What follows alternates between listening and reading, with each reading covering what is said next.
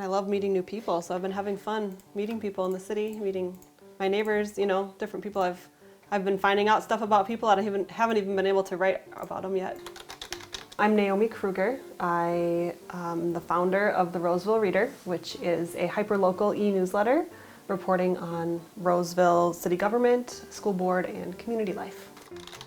I have a journalism degree from Bethel University, and I worked at Lily News, a company that owned the Roseville Review, for a few months early in my career, writing actually for the Bulletin, which covered the northern suburbs, and transitioned into a career in publishing. I've been a children's book editor for many years, but I've always been still interested in community news and local news, especially every time an election would come around, and I would say, I wish that, and so I would kind of pay attention to what was happening. The Roseville Review folded in 2019, and we haven't had any local news ever since then. And so the last few elections, I've kind of realized that we don't have this, and thought, I wish someone would do it. So basically every fall, I wish someone was doing this. I wish someone was covering local news.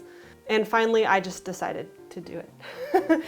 I think hyperlocal is what makes something successful. I think that's what people are interested in it. It's not so broad that there's things in there that aren't relevant to them.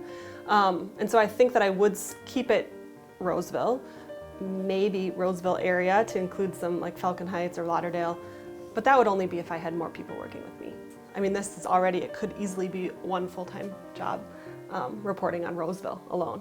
It comes down to about 2 to 3 articles a week, and that has been a pretty good pace for me so far.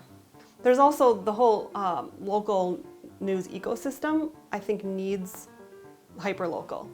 So I think the Dairy Queen story is a really good example. I wrote this story about what happened with this Dairy Queen, and then the Star Tribune wrote a story about the Dairy Queen, and then they wrote another story about the Dairy Queen, and then WCCO did a story about the Dairy Queen, and NPR did a story about the Dairy Queen, and that's all because I wrote a story about the Dairy Queen.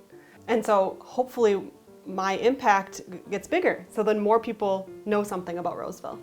And so I hope that people, when they hear the name the Roseville Reader, they'll think, oh, that's practical, it's helpful, and informative. Like, oh, I know all these ideas. I have all these ideas for stories I want to do. I just need the time.